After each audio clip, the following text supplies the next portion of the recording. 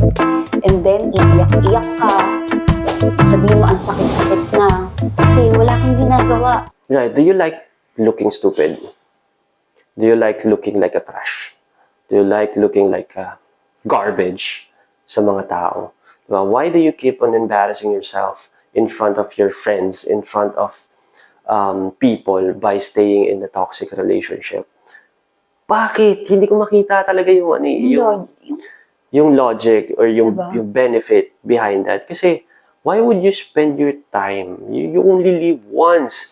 Why would you spend your time in a relationship na clearly alam mo naman sa sarili mo, alam naman ng mga kaibigan mo, nakikita ng lahat, pare-pareho kayo ng assessment na mali nga siya, na toxic nga siya. Tapos, Pero, inaano pa rin, well, and ito pa yung sagot dyan, sinasagot. Hindi ko alam kung paano ko sisimulan. Ang hirap. Parang pag na-imagine ko, ang hirap. So, ibig sabihin, mas mahirap sa'yo i-endure yung, mas okay sa'yo i-endure yung ganong scenario everyday na may karelasyon kang abusive partner kesa dun sa i-enjoy yung pain of being alone ng walang partner, 'di ba? I-enjoy yung pain ng wala kang boyfriend. Mas ano ba 'yun? Mas mahirap bang hindi ko magets. well, Mas painful ba yung ganun kesa yung pain na nararanasan mo everyday dun sa tinatawag mong partner mo? the life that you have was given to you by our God Almighty. That alone, dapat mahiya ka na dyan sa sitwasyon mo. Sa sitwasyon na kung nasaan ka ngayon. Do you know how much God loves you? Tapos, tinatapon mo yung sarili. Do you know how many, do you know the experiences of your ancestors kung lalo na yung mga umabot sa mga gera? They freaking survived that war for you to be born para maging laruan or para maging gamit ng isang taong walang kwenta. Ano ka ba naman? Isipin mo kasi mismo, isipin mo, pahalagahan mo, di ba? And those are just for, etong example ko is para lang sa, ano pa lang to, bloodline pa lang to. Paano pa yung, yung Diyos natin?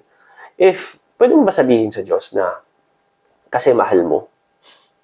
Once na nagkaroon tayo, because this is gonna be the end of everyone, the end call of everyone, di ba? The ending of everyone is we're gonna be judged, di ba? Pwede mo ba sabihin, yun, na mahal mo lang? No. Hindi ka mawawala ng utak kapag nagmamahal ka. Di ba? Hindi mag-i-stop na mag-work yung utak mo kapag nagmamahal ka. Nasa Bible din, di ba? Heart is deceitful. Yes, deceitful siya kung Yun nga, kung yung mga nakakapasok sa heart mo is puro kasinungalingan, di ba? If you're in toxic relationship, most probably 90% of the time, puro kasinungalingan yung pumapasok sa iyo, di ba? Puro gaslighting, puro negative manipulation. yeah, what I'm trying to say is deceitful siya, lalo na kung hindi mo sasamahan ng ito. Right, and I don't want to blame the victim here. I want to focus more on the guy. Anong klaseng lalaki ka kung kaya mong gawin yun? I don't believe na hindi mo nararamdaman na abusado ka na. I don't believe na wala Hindi ka aware. Oo, na hindi ka aware na nagagamit mo na siya. I don't think din na hindi ka aware na nalulungkot na siya, na ikaw yung nagkakos ng lungkot niya, na yung sinasabihan mong mahal mo is naghihirap internally, emotionally, spiritually. A lot of men ngayon sa araw na to, sa era na to, doesn't have integrity and honor anymore. Na porke nakikinabang sila dun sa isang relasyon. Kung hindi mo, the purpose of a relationship is to love that person, di ba? Kung hindi mo na kayang gawin yan, just give up. Just leave. Kahit na nakikinabang ka dyan, pera lang yan. Huwag mo ipagpalit yung pagkatao mo sa pera. High value women has or have money, but you need to be a high value man as well. So kapag may integrity ka and may honor ka, you will work hard, you will work harder on yourself. Hindi mo isasakay yung sarili mo sa cloud9. Hindi ka magre-relax, hindi ka aasa doon sa babae. Ano ka ba? I mean, the mere statement na umaasa ka sa babae, na palamunin ka ng babae. Kung hindi ko kayang mabuhay ng may ganong klaseng label sa akin, even if it's just for myself, hindi ko kaya. And hindi mo siya, it's something na hindi mo maipagmamalaki sa iba. Gusto mo ba na kapag tinanong ka ng ibang tao, anong status mo ngayon? Kaya mo bang ipagmalaki na binubuhay ako ng ng partner ko? Siya yung, parang, well, kung proud ka dahil binubuhay ka ng partner mo, then, ewan ko, hindi ko magets. Siguro, ang nai-impress mo lang, yung mga taong kagaya mo, 'di ba, na nanggagamit or 'di ba? Pero para sa mga tao na nakikita kayo na hindi tama yung ginagawa, hindi tingin niyo may impress niyo lahat diyan. Lalaki ka, supposedly ikaw yung nagpo-provide, ikaw yung nagpo-protect dun sa partner mo. Provider ka dapat, ikaw. Paano mo matatawag yung sarili mo someday na haligi ng tahanan kung ikaw mismo pinapalamon ka nung ilaw ng tahanan? Ang pangit pakinggan, di ba? Hindi ka ba nahihiya? Para sa mga makakanood nito, mga abusadong dyan na, lalaki dyan. Di ba kayo nahihiya sa sarili nyo? If you listen to the first podcast, sobrang highlight or ang main subject nun or yung main idea nun is yung self-accountability. Because as a man, it's really, really crucial na magkaroon ka ng mataas na sense of self-accountability. Because kapag kawala, you're gonna end up with having or with being toxic. Yung toxic masculinity na tinatawag natin. So, with that, you demand things that you don't deserve para makuha mo yun.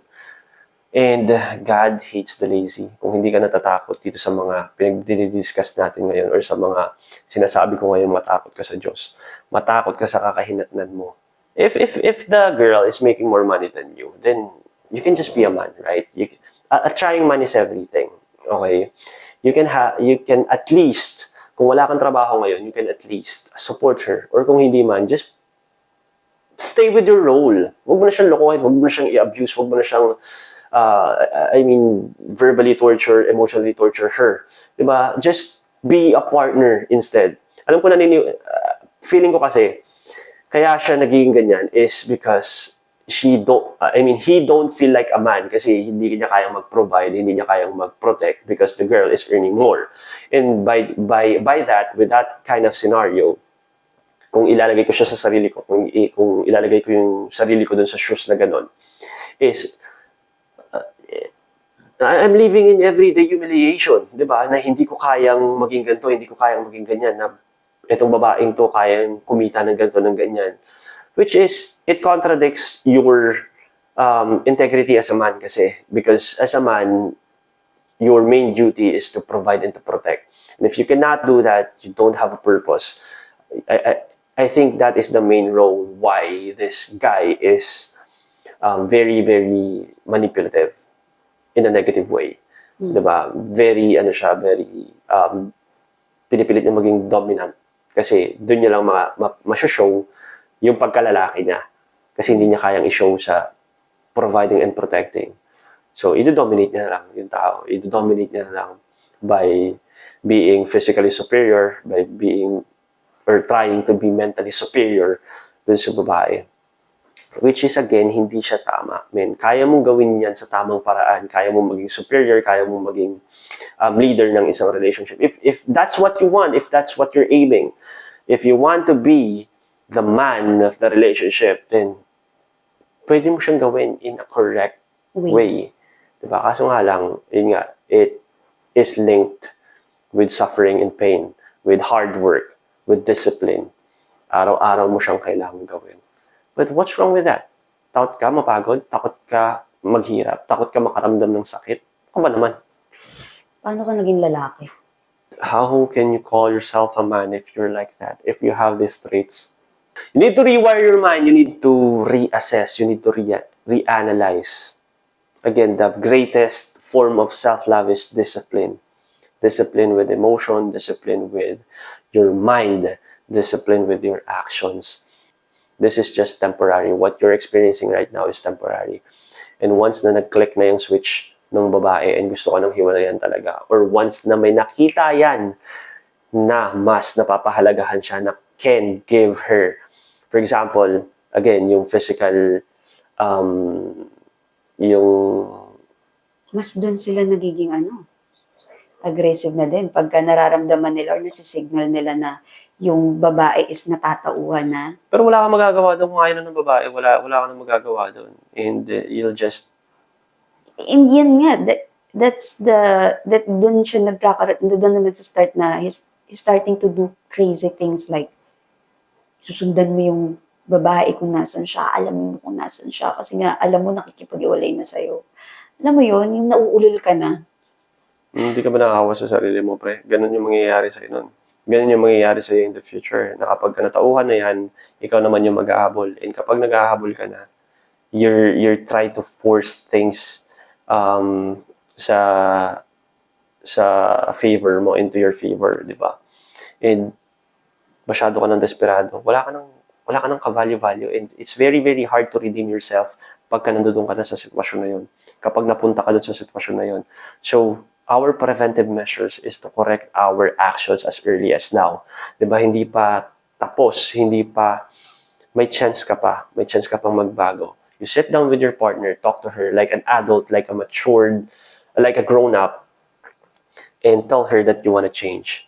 That you are planning to change. Because why not? Yung nakukuha mo na yan ngayon, yung nakukuha mong pera ngayon, yung napapakinabangan mong pera ngayon, kapag ikaw nagtino, magmumultiply yan, and mas makikinabang ka pa ng mas, and plus, yung integrity mo na dyan, you are fulfilled as a man, you have integrity and honor, 'di ba? Sa relationship nyo, sa pagkatao mo, you're not just gonna be with her because of what she can has. provide or what she has, 'di ba? So you will have your own character as well. So those things, look up to those things. Bakit hindi mo yun nakikita? Kung hindi mo siya alam, kung hindi mo siya nare-realize, well, nandito, itong podcast na to for you to realize those things. So, yeah, you need to sit down and decide. Make a decision like a man, stand on it, stand with it, regardless, mahirap talaga siya, kasi masyado ka nang nakalubog, so you need to take care of that. And you're a man. You're endless. You have endless capabilities. You have limit. Sky's the limit as a man. Nakikita mo yung mga buildings na yan? Lahat ng buildings sa paligid mo. That was built by a man. Those impossible infrastructures na nakikita mo, yung mga bridge na sobrang haba, kilometro, milya ang haba, those were built By a man. by a man. And you can do that too. Ang sinasabi ko pala ngayon, ayusin mo yung sarili mo. Sarili mo lang yan. Diba? Sarili mo lang yan. You can do that easily if you just decide to commit. Grabe yung topic ngayon, no? Na, sa mga abusive partners. Well, again, hindi din naman sa hindi namin ina-acknowledge yung victim or yung victim ng mga abusive partners. Alam ko mahirap umalis sa sitwasyon. Pero yun nga, always ask yourself na hindi mo deserve na ganyan kaitrato.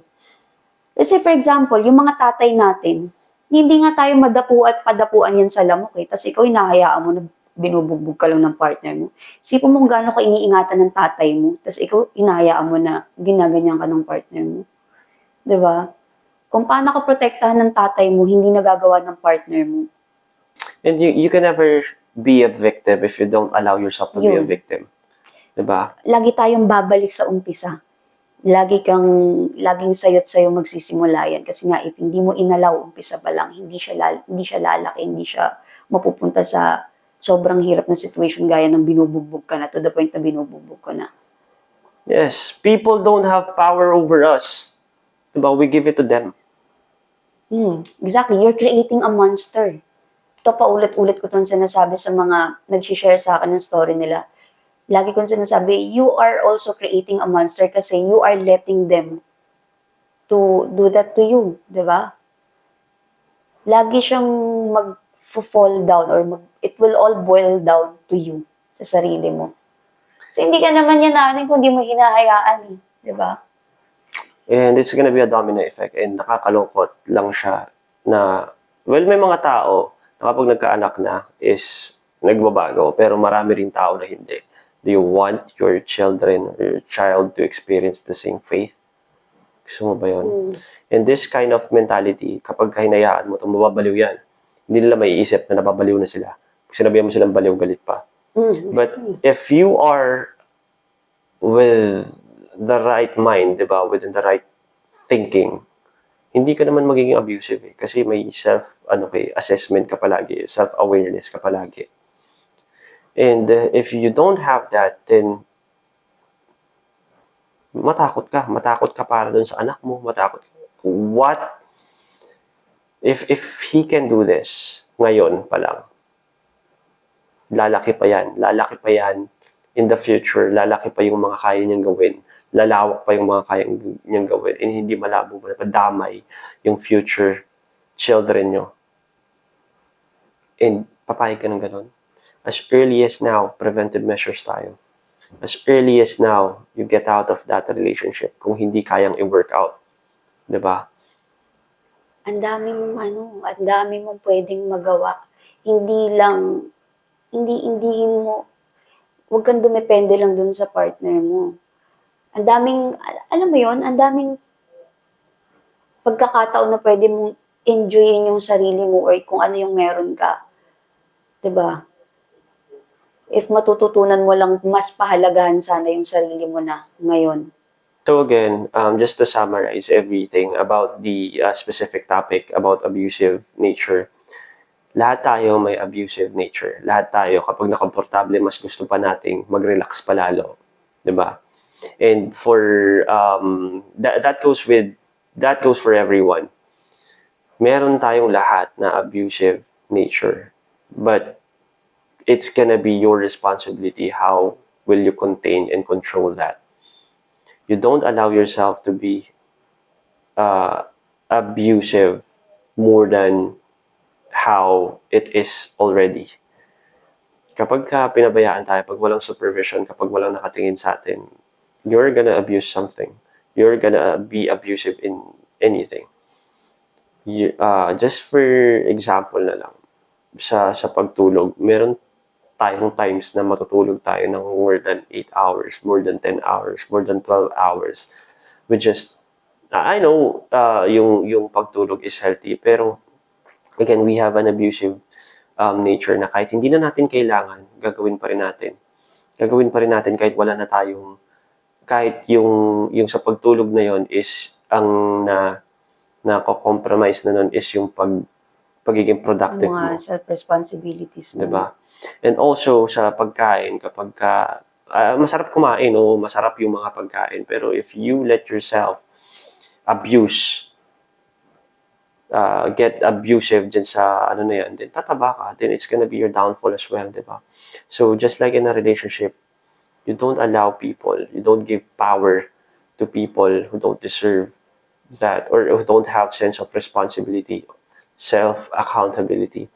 Hindi mo sila pwedeng bigyan because you're just giving a gun to some crazy person na makakadama yan, na makakabaril yan, na dapat na hindi siya makasakit, pero binigyan mo siya ng karapatan makasakit.